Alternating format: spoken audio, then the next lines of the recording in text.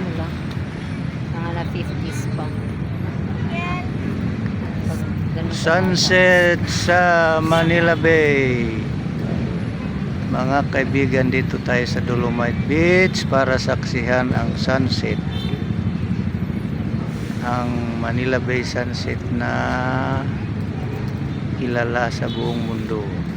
Ayan na siya guys, nagsa-sunset na oh. Sumasunset na ang sun. Araw, gabi. Ayan, nagre-reflect na sa tubig yung ano, sinag ng araw.